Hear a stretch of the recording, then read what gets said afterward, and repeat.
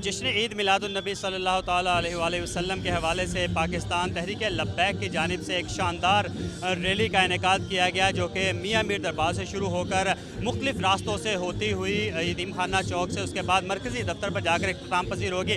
इस जो रैली है इसकी क़यादत कर रहे हैं पाकिस्तान तहरीक लब्बैक के सरबराह मौलाना साद रिज़वी साहब से बात करते हैं। साहब बहुत बहुत जश्न ईद मिलादुन्नबी सल्लल्लाहु ताला अलैहि वसल्लम मुबारक हो, क्या कहना चाहेंगे इस हवाले से? बिस्मिल्लाहिर्रहमानिर्रहीम। सबसे पहले तो पूरी उम्मत मुस्लिमा को जश्न ईद मिलादुन्नबी मुबारक हो, आपको भी मुबारक हो, आपकी पूरी टीम को मुबारक हो।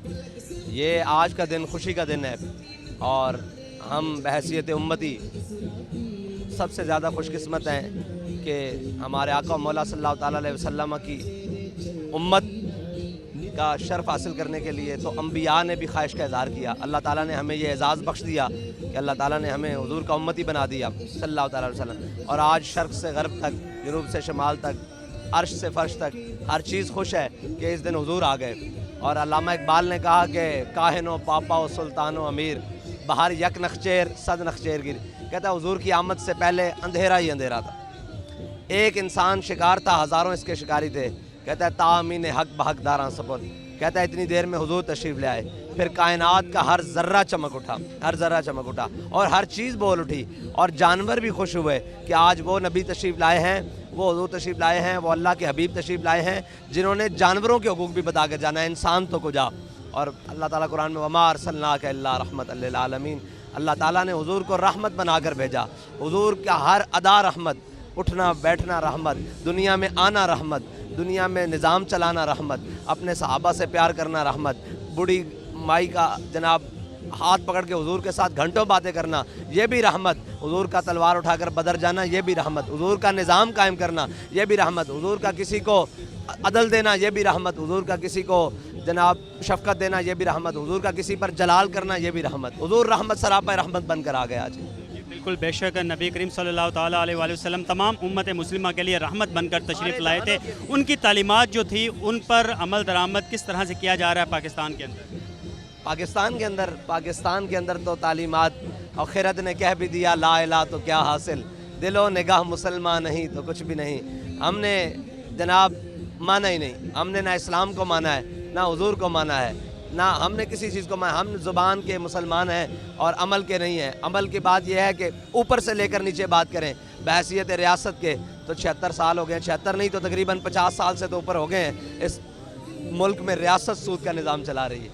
रियासत सूद का निज़ाम चला रही है, इसको किस तरह बेहतर किया जा सकता है? वो हुजूर सैयद आलम सल्लल्लाहु अलैहि वसल्लम के दीन की तालीमात पर अमल पैरा होकर किया जा सकता है। और वो इकबाल ने कहा कि एक फ़क्र सिखाता है सयाद को नखचेरी, एक फ़क्र से खुलते हैं असरार जहाँगीरी, एक फ़क्र से कौमों में मिस्कीनी और दिलगिरी, एक फ़क्र से मट्टी में खासियत एक सेरी। और इकबाल कहता है कि किस तरह बेहतर किया आपने कहा, तो कहता है सरवरी दर दीन माँ खिदमत गरीस अदल फ़ारूकी और फ़क्र हैदरी। इस्लाम में जो हुकूमत का तसव्वुर है, रियासत का तसव्वुर है और हुजूर की सीरत मुताबिक का, उसके अंदर कौम का सरदार, कौम का बादशाह, कौम का हुक्मरान, कौम का सुल्तान, कौम का वज़ीर आज़म, सदर, कौम का कोई भी रहनुमा वो कौम का खादिम होता है, सरदार नहीं होता। लेकिन पाकिस्तान में तो निज़ाम उल्टा है, इसको किस तरह देखते हैं? पाकिस्तान में निज़ाम उल्टा है। आप ये भी तो देखें कि पाकिस्तान के उस उल्टे निज़ाम को सीधा करने के लिए बहुत सारे लोग कोशिश कर रहे हैं, उसमें हम भी अपना हिस्सा डाल रहे हैं कि इंशाअल्लाह और होगा। आखिर कहते हैं हमारे बड़े के ये खित्ता जो है ना सदी नहीं निकालता, एक सदी नहीं निकालता। 76 साल बाद कुछ ना कुछ, वो 100 साल बाद होता है, तो 76 साल होने को हैं। और जो जुल्म का निज़ाम, जो कहर का निज़ाम, और जो मैं ये सोच रहा था कि पूरी दुनिया में हमें उसकी भी खुशी है कि हज़रत ईसा अलैहिस्सलाम की विलादत हुई ये मुरवजा तरीक़ा के 25 दिसंबर को, तो वो फ्लैट सेल्स लगाते हैं, फ्लैट वो देते हैं डिस्काउंट्स। लेकिन आज के दिन आप देख रहे हैं, आज के दिन हुजूर आ गए, ख़ातमुन नबीयीन आ गए, इमामुल अंबिया आ गए। पाकिस्तानी गवर्नमेंट की तरफ से क्या दिया गया कौम को? कहा गया कि आपको इतनी बिजली मुफ्त देंगे, आपको ये देंगे, आपको क्या दिया? वो हज़रत ईसा अलैहिस्सलाम की खुशी मनाएं तो यार वहाँ सारा कुछ दें, तो इमामुल अंबिया की खुशी किसने मनानी थी? लेकिन निज़ाम ये हमने हर चीज़, हम रस्मन यानी कि बल्दिया की 4 बिल्डिंगें सिखा दी, नहीं भाई, हुजूर तो वो निज़ाम लेकर आए जिसके अंदर फ़ारूक आज़म के ज़माने में अगर कोई बच्चा भूखा सोए या रोए تو اسلام اس کی کمر پر راشن لاد کر اس کے دروازے تک پہنچاتا ہے، وہ نظام ہے۔ تو یہاں تو یہ نظام ہے کہ مائیں بچی، آج کے دن یہ باتیں بنتی نہیں ہیں، لیکن کیا کریں، نظام چلانا ہے نا، دنیا بہتر کریں۔ حضور کی آمد کا مقصد ہی یہ ہے، تامین حق بحقداراں سپرد بندگارا مسند خاکاں سپرد۔ کہتا ہے حضور آ گئے، علامہ اقبال کہتا ہے امام الانبیاء آ گئے۔ کیا کیا اقبال؟ کہتا ہے غلام جن کو لوگ تھوکتے بھی نہیں تھے، جگڑ کے رکھا تھا انسان، کہتا ہے حضور نے غلاموں کو کعبے کی چھت کے اوپر چڑھا دی، سردار نیچے کھڑے کر دیے۔ تو آج کے دن یہ سوال ہوگا نا کہ وہ لوگ تو اپنے جناب حضرت عیسیٰ علیہ السلام، ہمیں بھی خوشی ہے حضرت عیسیٰ علیہ السلام کی، لیکن تشریف آوری کی دنیا میں، لیکن وہ تو سارا کچھ دیں اپنی قوم کو، اس دن جناب دروازے کھول دیں، خوشیاں منائیں۔ مسلمان ہو اور اسلامی حکومت ہو، پاکستان ہو، پاکستان کا مطلب لا الہ، اس دن آج کے دن بھی لوگ بھوک سے مجبور ہو کر بیٹھے، اور تو یہ سوچنا تو پڑے گا کہ ہم کون سے مسلمان ہیں۔ وضع میں ہو تم نصارہ اور تمدن میں ہنود، یہ وہ مسلم ہیں جنہیں دیکھ کے شرمائیں یہود۔ کیا میسیج دینا چاہیں گے قوم کو اور گورنمنٹ کو آج کے موقع پر؟